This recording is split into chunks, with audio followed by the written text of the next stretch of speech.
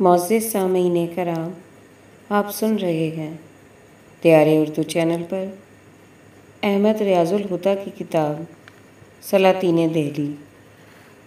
اگر آپ دیار اردو چینل پر نیو ہیں تو چینل کو سبسکرائب کرنا نہ بھولیے اور بیل آئیکن کو لازمی پریس کیجیے تاکہ آئندہ آنے والی تمام نئی اقساط آپ کو بر وقت موصول ہوتی رہیں۔ باب نمبر 8، سلطان غیاث الدین بلبن۔ سب ہیڈنگ، تغرل کی بغاوت۔ گنگا اور جمنا کے درمیانی علاقے، جسے تاریخ میں دو آب کے نام سے یاد کیا جاتا ہے، گھنے جنگلات تھے جن میں ڈاکو پناہ لیتے تھے۔ ان قزاقوں کا اہم مرکز کاٹھیر، بدایوں اور کپل موجودہ فرخ آباد، پٹیالی اور بھوجپور میں تھے۔ شاہی فوج نے جنگلوں کو صاف کیا اور قزاقوں کو بے دردی سے تحقیق کیا۔ بعض حالتوں میں عورتوں اور بچوں کے سوا کسی مرد کو زندہ نہ چھوڑا۔ راہزنوں کو زندہ یا ان کے سر کاٹ کر لانے کا انعام مقرر کیا گیا۔ ان علاقوں میں جا بجا تھانے اور مسلمان مغلوں اور پٹھانوں کی بستیاں قائم تھیں تاکہ امن قائم ہو۔ اس کے علاوہ اس نے پٹیالی، کپل اور بھوجپور میں 3 قلعے بنوائے جن میں فوج کے دستے ہمیشہ موجود رہتے تھے اور ان کے گزارے کے لیے زمینیں ان کے نام لگا دی گئی تھیں۔ ضیاء الدین برنی شاہد ہے کہ ان انتظامات سے ہندوستان کی شاہراہوں پر کوئی خطرہ نہ رہا۔ اس مورخ کے زمانے تک کے بلبنی چوکیوں اور تھانوں کے قیام کو 3 پشتیں گزر چکی تھیں۔ یہ انتظام برقرار تھا جو 1267 میں قائم کیا گیا تھا۔ اس کے بعد بلبن جلالی کی طرف متوجہ ہوا۔ اس علاقے کے لوگ بھی بہت سرکش اور متمرد تھے۔ ڈاکہ زنی اور قزاقی ان کی گھٹی میں پڑی ہوئی تھی اور وہ امن پسند لوگوں کو آرام سے بیٹھنے نہیں دیتے تھے۔ بلبن نے قلعے کی مرمت کرائی اور حسب معمول یہاں بھی افغانوں کے کنبے آباد کیے اور ان کے گزارے کے لیے ارد گرد کا علاقہ انہیں دے دیا۔ چنانچہ افغانوں کی ان بستیوں کی وجہ سے اس علاقے میں بھی امن و امان قائم ہو گیا اور لوگ قزاقی کو چھوڑ کر کھیتی باڑی کی طرف متوجہ ہو گئے۔ جلالی اب ضلع علی گڑھ میں واقع ہے۔ اسی اثنا میں خبر ملی کہ کٹھر روہیل کھنڈ میں ہندوؤں نے سرکشی کر کے لوٹ مار کا بازار گرم کر رکھا ہے۔ سلطان نے فی الفور تادیبی دستے روانہ کیے جنہوں نے باغیوں کی کما حقہ گوشمالی کی اور ہر طرف کشتوں کے پشتے لگ گئے۔ اس سے عام رعایا مرعوب ہو گئی اور اس خطے میں امن قائم ہو گیا۔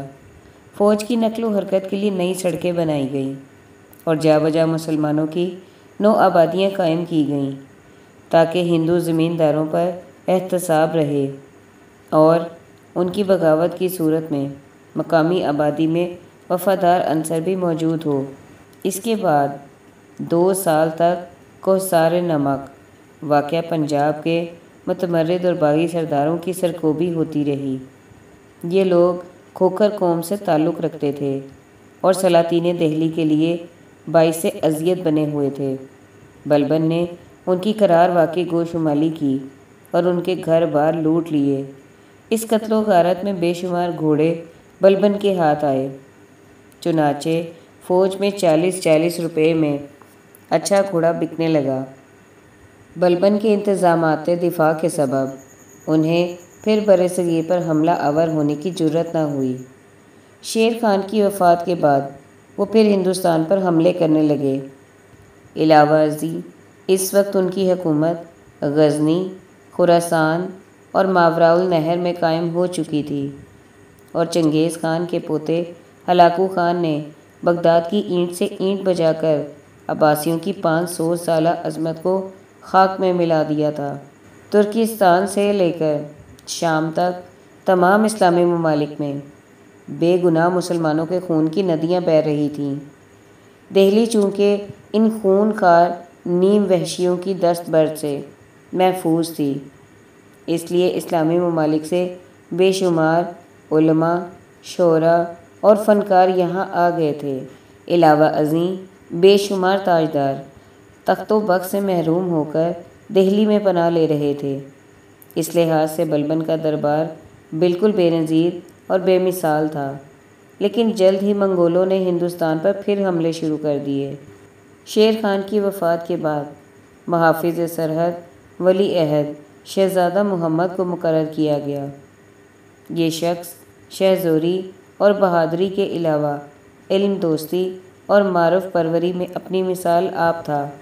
اس کا دربار علماء، شعراء کا مرکز تھا، جن میں امیر خسرو اور امیر حسن بہت ممتاز تھے۔ باپ بھی شہزادے کی فرزانگی و مردانگی پر بہت خوش تھا اور اسے کان الملک کا خطاب دیا تھا۔ 1276 میں منگولوں کے لشکر جرار نے پنجاب پر حملہ کیا اور دریائے ستلج کو بھی پار کر لیا، لیکن انہیں آخرکار نقصان اٹھا کر پیچھے ہٹنا پڑا۔ 1275 میں منگولوں نے کامل تیاری کے بعد غالباً فیصلہ کن حملہ کرنے کی کوشش کی۔ ان کا سپہ سالار تیمور خان تھا، جو بڑا مقتدر جرنیل اور خراسان و ملحقات کا گورنر تھا۔ اس کی کمان میں 1,20,000 سپاہی تھے۔ اس نے پنجاب میں داخل ہو کر لوٹ مار کا بازار گرم کر دیا۔ شہزادہ محمد عساکر شاہی کی معیت میں اس کے استحصال کے لیے بڑھا۔ دریائے راوی کے کنارے دیپال پور کے قریب جنگ ہوئی، جس میں دلاوران اسلام نے منگولوں کے منہ پھیر دیے اور تیمور خان میدان جنگ سے بھاگ نکلا۔ مسلمانوں نے جوش تہوار میں حزم و احتیاط کا خیال نہ کرتے ہوئے منگولوں کا دور تک تعاقب کیا۔ تیمور خان کی فراری کے بعد شہزادہ محمد ایک تالاب کے کنارے اپنے 500 محافظ دستے کے سپاہیوں کی معیت میں نماز ظہر ادا کرنے لگا۔ اتنے میں ایک منگول سردار جس کے ساتھ 2000 سپاہی تھے ادھر آ نکلا اور شہزادے پر حملہ کر دیا۔ نماز سے فارغ ہو کر مسلمان بھی لڑنے لگے اور متواتر حملوں سے منگولوں کو خستہ حال کر دیا۔ اسی اثنا میں ایک تیر شہزادے کو لگا اور وہ وہیں ڈھیر ہو گیا، اور اس کے بہت سے ہمراہی جن میں امیر خسرو بھی شامل تھے گرفتار کر لیے گئے۔ شہزادہ محمد کی لاش کو دہلی میں قطب مینار کے مضافات میں دفن کیا گیا، جہاں وہ اپنے باپ کے پہلو میں اب تک محو خواب ہے۔ اس کی شہادت نے سلطان بلبن جیسے آہنی انسان کی زندگی کا آفتاب بھی غروب کر دیا اور وہ غم میں گھلنے لگا۔ اس واقعے کے بعد کسی نے اسے مسکراتے ہوئے نہ دیکھا۔ اس کے بعد سلطان نے اپنے دوسرے فرزند بگرا خان کو محافظ سرحد مقرر کیا۔ خان شہید بہت قابل، علم دوست، علماء کا سرپرست، بہادر اور فنون سپہ گری کا ماہر تھا۔ بلبن کی بہت سی امیدیں اس کی ذات سے وابستہ تھیں۔ اس کی موت نے بوڑھے سلطان کی کمر توڑ دی۔ وہ نامور سلطان جس نے تخت دہلی کے استحکام کے لیے لاکھوں انسانوں کا خون بے دریغ بہایا، اپنے جوان سال کی موت کے بعد مزاحمل اور مضطرب رہنے لگا۔ خان شہید کی موت کے بعد کسی نے اسے مسکراتے ہوئے نہ دیکھا اور دن بدن اس کی صحت خراب ہونے لگی۔ اس نے دوسرے فرزند بگرا خان کو بنگالہ سے بلا کر ولی عہد مقرر کرنا چاہا، لیکن اس نے غالباً اس ذمہ داری کو قبول نہ کیا اور دہلی سے سلطان کی اجازت کے بغیر ہی واپس لکھنؤ چلا گیا۔ اس سے سلطان اور بھی مایوس ہوا اور اس نے وصیت کی کہ خان شہید کے فرزند کے خسرو کو اس کا جانشین بنایا جائے۔ اس وصیت کے 3 دن بعد سلطان 1286 تا بمطابق 685 ہجری میں وہ فوت ہو گیا۔ قطب مینار کے مشرق میں کچھ فاصلے پر ایک پرانے شہر خموشاں میں بلبن اور اس کے بیٹے محمد خان شہید کا مزار اب تک موجود ہے۔ ان حالات میں غیاث الدین بلبن نے، جسے سلطان ناصر الدین محمود نے الگ خان اعظم کا خطاب دے رکھا تھا، زمام اقتدار سنبھالی۔ اس کے پیش نظر سلطنت کو مستحکم کر کے اس کا کھویا ہوا اقتدار حاصل کرنا اور اس مضبوط سلطنت کی باغ دوڑ خود سنبھالنے کے لیے حریفوں کا مقابلہ کرنا تھا۔ اس کے سامنے 3 اہم مسئلے تھے۔ نمبر 1، حریف ترک امرائے دربار کا قلع کما۔ نمبر 2، منگولوں کے حملوں سے مملکت کو بچانا۔ نمبر 3، ہندو راجپوت سرداروں کی بغاوتوں کا خاتمہ کرنا اور ان پر حکومت کا رعب بٹھانا۔ بلبن کے عروج نے نہ صرف غیر ترکی امراء بلکہ خود اس کے ساتھی ترکان چہلگانی کو اس کا دشمن بنا دیا۔ 1252 عیسوی میں وہ بادشاہ کے ہمراہ پنجاب گیا تو اس پر قاتلانہ حملہ کیا گیا، مگر وہ بچ گیا۔ 1253 عیسوی میں حریفوں نے اسے اپنے عہدے سے معزول کر کے دم لیا۔ بار دیگر برسر اقتدار آنے کے بعد اس نے عماد الدین ریحان اور کلنگ خان وغیرہ کا خاتمہ کیا اور چہلگانی ترک امراء کا زور توڑا۔ اس طرح اس نے اپنے راستے سے سب کانٹے دور کیے۔ یہی وجہ تھی کہ سلطان ناصر الدین کی وفات کے بعد وہ آسانی سے تخت حکومت پر قابض ہو گیا اور اپنے 20 سالہ دور حکومت میں اسے تعمیری کاموں میں مصروف رہنے کا موقع مل گیا۔ خراسان اور کابل وغیرہ پر منگولوں کا تسلط ہو چکا تھا اور اب انہوں نے سلطنت دہلی کے علاقوں پر آئے دن یلغار کرنا شروع کر دیا تھا۔ ان کی روک تھام کے لیے بلبن نے ذیل کی حکمت عملی اختیار کی۔ پنجاب اور سندھ کے صوبوں کو متحد کر کے اپنے چچا زاد بھائی شیر خان کو وہاں کا حاکم بنایا۔ شیر خان ایک بہادر سپاہی اور کامیاب جرنیل تھا۔ علاوہ ازیں وہ بلبن کا معتمد تھا۔ اس کے بعد سلطان دہلی کا معمول ہو گیا کہ بہترین اور معتمد ترین جرنیل کو محافظ سرحد مقرر کیا جاتا تھا۔ ایک باقاعدہ اور تربیت یافتہ فوج جو وقت کے بہترین جرنیلوں کی قیادت میں تھی سرحدی چھاؤنیوں میں متعین کر دی گئی۔ دفاع کی 3 لائنیں مرتب کی گئیں اور ہر لائن میں قلعوں، چھاؤنیوں اور مورچوں کے سلسلے بنا لیے گئے تاکہ سرحد سے دہلی تک آنے میں دشمن کو 3 جگہ رکنا پڑے اور اگر وہ ایک لائن توڑنے میں کامیاب ہو جائے تو دوسری لائن اس کو روک دے۔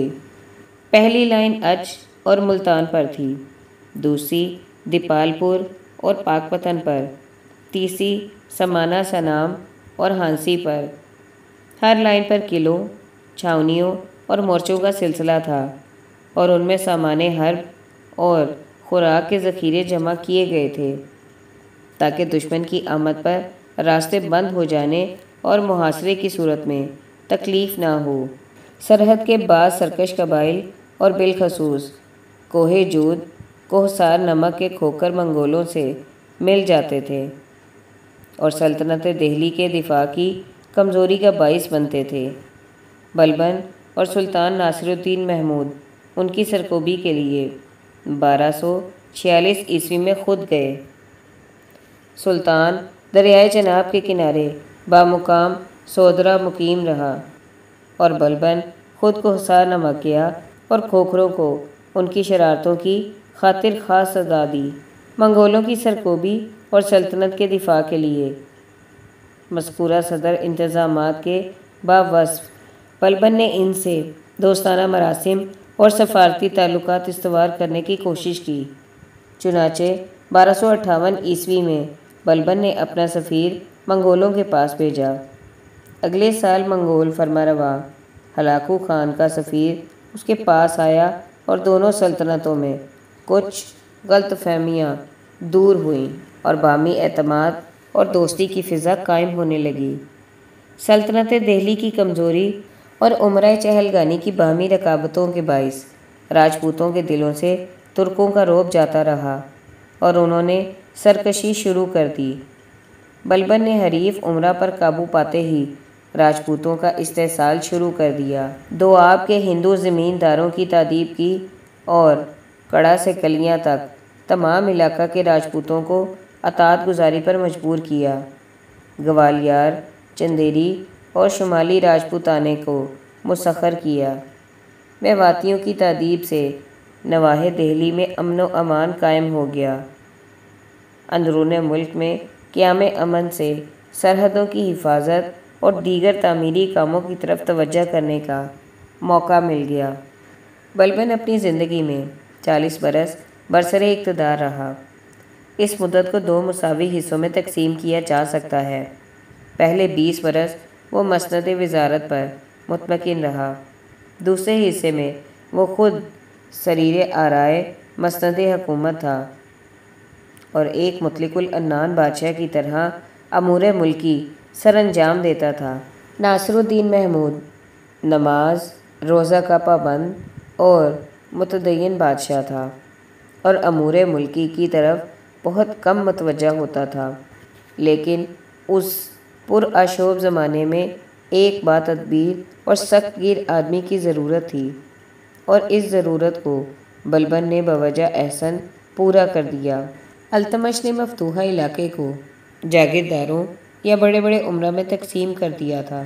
التمش جب تک زندہ رہا، یہ امراء اس کی وفاداری کا دم بھرتے رہے اور اس کے دشمنوں کے خلاف اس کی دل و جان سے مدد کرتے رہے۔ یہ تعداد میں 40 تھے، اس لیے ان کو چہلگانی یعنی 40 امراء کہتے تھے۔ یہ امراء کی مدد کا نتیجہ تھا کہ التمش نے اپنے دشمنوں کے یکے بعد دیگرے فنا کے گھاٹ اتار دیے اور چنگیز خان اور سلطان جلال الدین جیسے حکمرانوں کے ہندوستان میں پاؤں جمنے نہ دیے۔ لیکن التمش کی وفات کے بعد یہ امراء سرکش اور باغی ہو گئے اور انہوں نے التمش کے جانشینوں کو آرام سے بیٹھنے نہ دیا۔ چنانچہ رکن الدین فیروز، سلطان رضیہ، بہرام شاہ اور علاء الدین مسعود یکے بعد دیگرے ان کے تامرد اور سرکشی کا شکار ہوتے گئے۔ ناصر الدین محمود تخت پر بیٹھا تو انہوں نے اس سے بھی وہی سلوک کرنا چاہا جو انہوں نے اس سے پہلے بادشاہوں کے ساتھ کیا تھا، لیکن خوش قسمتی سے ناصر الدین محمود کو ایک باتدبیر وزیر مل گیا جس نے اپنے تدبر اور قوت بازو سے چہلگاؤں کی طاقت کو بالکل ملیہ میٹ کر دیا تھا، اور یہ بلبن کا ایک بہت بڑا کارنامہ ہے۔ قطب الدین ایبک اور التمش نے راجپوتوں کی طاقت کو بالکل کچل دیا تھا، اور اب ان میں جے پال، انند پال اور پرتھوی راج کی طرح متحد ہو کر مسلمانوں کا مقابلہ کرنے کی ہمت نہ رہی تھی، لیکن امراء کو آپس میں مصروف جنگ و جدل دیکھ کر وہ سرکشی اختیار کرتے تھے۔ چنانچہ ناصر الدین محمود کے عہد میں پھر شمالی ہندوستان کے راجپوت حکمرانوں نے سلطنت دہلی کے خلاف علم بغاوت بلند کر دیا، لیکن بلبن نے بزور شمشیر ان بغاوتوں کو فروغ کیا۔ چنانچہ چنگیز خان کو دہلی کے سلطان التمش کے خوف سے ہندوستان پر حملہ کرنے کا حوصلہ ہی نہیں ہوا تھا۔ وہ دریائے سندھ کو عبور کیے بغیر اپنے ملک کو واپس چلا گیا تھا، لیکن التمش کے جانشین بہت کمزور تھے، ان میں مغلوں کے مقابلے کی ہمت نہ تھی، اس لیے یہ لوگ بڑے بڑے جتھوں میں ہندوستان پر حملے کرنے لگے اور ان کی طاقت و تاراج کی وجہ سے آبادیوں کی آبادیاں ویران اور برباد ہو گئیں۔ یہ لوگ کیچ و مکران کے راستے سندھ میں داخل ہوتے تھے، وہاں سے ملتان اور دیپال پور ہوتے ہوئے بھٹنڈا، سمانا اور سنام وغیرہ پہنچ جاتے تھے۔ قتل و غارت ان کا محبوب مشغلہ تھا، اور یہ جہاں جاتے آبادیوں کی آبادیاں اجاڑ دیتے تھے۔ بلبن کے عہد وزارت کا سب سے بڑا کارنامہ یہ ہے کہ ان وحشی قبائل کے حملوں کی روک تھام کی گئی اور ہندوستان کے لوگوں کو ان کی دست برد سے بچانے کی ہر ممکن کوشش کی گئی۔ بلبن نے بلوچستان کی سرحد پر بہت سے مضبوط قلعے بنوائے اور ان میں بہت سی فوج تعینات کی جو ہر قسم کے سامان جنگ سے لیس تھی۔ ان قلعوں میں سامان خوراک بھی کافی مقدار میں ذخیرہ کر دیا جاتا تھا تاکہ اگر مغل ان قلعوں کا محاصرہ کر لیں تو محصورین خوراک کی کمی کی وجہ سے ان کے سامنے ہتھیار نہ ڈال دیں۔ اسی طرح سندھ، ملتان، دیپالپور اور بٹنڈا وغیرہ کے قلعوں کو مضبوط کیا گیا اور ان کی حفاظت کا سامان بھی پوری طرح کیا گیا، جس کا نتیجہ یہ ہوا کہ مغلوں کے حملے کم ہو گئے اور جب بھی وہ ہندوستان میں داخل ہوتے تھے منہ کی کھا کر واپس چلے جاتے تھے۔ اس طرح بلبن نے ہندوستان کو مزید خون ریزی اور تباہی سے بچا لیا۔ میدان جنگ میں ان کامرانیوں نے بلبن کی شہرت کو چار چاند لگا دیے۔ چنانچہ ناصر الدین محمود کا انتقال ہوا تو امرا نے بیک زبان اسے اپنا بادشاہ تسلیم کر لیا۔ وہ ان کے اس اعتماد کا ہر طرح سے مستحق اور اہل تھا۔ سب ہیڈنگ امرائے چہلگانی۔ غلامی کا رواج بنی نوع انسان میں قدیم زمانے سے چلا آ رہا ہے۔ طاقتور اقوام کے افراد کمزور اور محکوم اقوام کے لوگوں کو غلام بنا لیا کرتے تھے۔ قدیم یونانی تمام غیر یونانی لوگوں کو غیر مہذب اور ان کی غلامی کے مستحق قرار دیتے تھے۔ غلاموں سے عموماً انسانیت سوز سلوک کیا جاتا تھا اور انہیں طرح طرح کے مصائب و آلام کا ہدف بننا پڑتا تھا۔ اسلام سے قبل عرب میں بھی یہی رواج تھا۔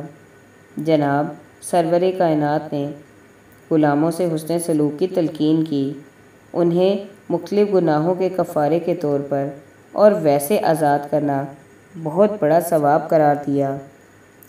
اس کا نتیجہ یہ ہوا کہ اسلامی معاشرے میں غلام گھر کا ایک فرد سمجھا جاتا تھا اور اس سے وہی سلوک روا رکھا جاتا تھا جس کے مستحق گھر کے دوسرے افراد ہوتے تھے۔ ایران اور افغانستان میں جو آزاد اور نیم آزاد مقامی حکومتیں عباسی سلطنت کی سیاسی قوت کے زوال کے بعد قائم ہوئیں، ان میں ترکی الاصل غلاموں کو شاہی محلات میں رکھنے اور سلطان کے سایہ عاطفت میں پرورش کرنے کا رواج ہو گیا۔ سلطان محمود نے ہزاروں ترک غلاموں کو خریدا اور انہیں نہایت اعلیٰ تربیت دلائی۔ چنانچہ اس کا محافظ دستہ جس کا سالار ایاز تھا، تیر انداز ترک سپاہیوں پر مشتمل تھا جو تمام کے تمام غلام تھے۔ سلطان معز الدین سام محمد غوری کے پاس ہزاروں ترکی غلام تھے جن کی تعلیم و تربیت شاہی خرچ سے ہوتی تھی۔ سلطان چونکہ لاولد تھا اس لیے کہا کرتا تھا کہ گو میرے ہاں اولاد نہیں ہے مگر میرا نام میرے غلاموں کی وجہ سے زندہ رہے گا۔ سلطان محمد غوری کے غلاموں سلطان قطب الدین ایبک، ناصر الدین قباچہ، تاج دین یلدز اور بختیار خلجی جیسی مقتدر تاریخی ہستیاں تھیں۔ سلطان قطب الدین ایبک کے غلاموں میں سلطان شمس الدین التمش تھا جو اس کا جانشین بنا۔ ان مثالوں سے ظاہر ہے کہ مسلمانوں میں غلام اور آقا زادے میں کوئی تمیز نہ تھی، بلکہ اکثر اوقات غلام قابلیت میں آقا کے لڑکے سے بڑھ جاتا تھا۔ اس کا سبب یہ تھا کہ آقا کا لڑکا دولت و ثروت کے سبب کاہل اور لاپرواہ ہو جاتا تھا، لیکن اس کے برعکس غلام محنت و مشقت سے فنون و علوم سیکھتا۔ اسے معلوم ہوتا تھا کہ اس کی ترقی کا انحصار اس کی قابلیت پر ہوگا اور بسا اوقات وہ کمال توجہ سے علوم متعلقہ سے بہرہ ور ہوتا تھا۔ سلطان التمش کے پاس 40 ترکی غلام تھے جنہیں علوم مروجہ اور فنون متعلقہ میں مہارت تامہ حاصل کرائی گئی تھی، اور یہ لوگ تعلیم و تربیت کی بھٹی سے کندن بن کر نکلے اور ہندوستان کے امرائے کبار میں ان کا شمار ہونے لگا۔ ان کو امرائے چہلگان یعنی 40 امرا بھی کہتے ہیں۔ ان کی بدولت التمش نے اپنے دشمنوں پر غلبہ حاصل کیا اور ملک میں امن و امان قائم کر کے خاندان غلامہ کی بنیادوں کو ادسر نو مستحکم کیا۔ سلطان التمش کی وفات کے بعد یکے بعد دیگرے کمزور بادشاہ تخت پر بیٹھے تو ان 40 ترک غلاموں کو سیاسیات میں دخل انداز ہونے کا موقع مل گیا اور ان کی جمعیت نے ایک منظم پارٹی کی شکل اختیار کر لی۔ یہ ترک غلام تمام کلیدی اسامیوں اور اعلیٰ عہدوں پر فائز تھے۔ چنانچہ جانشین التمش کے دور میں یہ لوگ بادشاہ گیری کرتے رہے۔ رضیہ سلطان نے شاہی دربار میں ان کا زور کم کرنے کے لیے یاقوت نام ایک حبشی غلام کو بڑھانا چاہا، مگر اس کا جو انجام ہوا وہ ظاہر ہے۔ سلطنت سے ہاتھ دھونے کے علاوہ ملکہ کے پاک دامن پر یاقوت سے تعلق کا داغ لگ گیا۔ اس کے جانشین فیروز شاہ، بہرام اور مسعود وغیرہ انہی کی وجہ سے یکے بعد دیگرے تخت پر بیٹھے اور معزول ہوئے۔ سلطان مسعود کے بعد انہی امراء نے ناصر الدین محمود کو تخت پر بٹھایا۔ اس کے دور حکومت میں بھی امرائے چہلگانی برسر اقتدار رہے۔ سلطان غیاث الدین بلبن جو پہلے سلطان ناصر الدین کا وزیر تھا اور پھر زیب زدہ تخت شاہی ہوا، ترک امرائے چہلگانی ہی سے تھا۔ بلبن نے اپنے دور سلطانی میں ان امراء کا زور توڑا اور ان کی جمعیت کو تتر بتر کر دیا۔ اس کے بعد اگرچہ ترک غلاموں کا وجود قائم رہا، لیکن وہ سیاست پر حاوی ہونے کے لیے ایک مضبوط سیاسی پارٹی نہ بن سکے۔ علاوہ منہاج سراج نے طبقات ناصری میں ملوک شمسی کے زیر عنوان ان ترکان چہلگانی میں سے 25 کے حالات بیان کیے ہیں جو سالاری اور صوبے داری کے بلند مدارج تک پہنچے اور صاحب جوہر تھے۔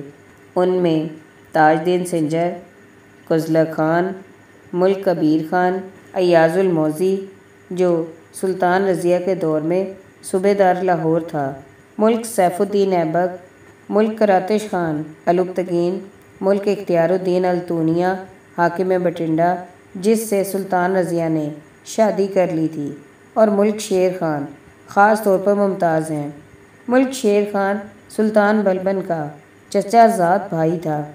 اس کے دور میں منگولوں کے حملوں کو روکنے کے لیے سرحدوں کی حفاظت پر متعین رہا تھا۔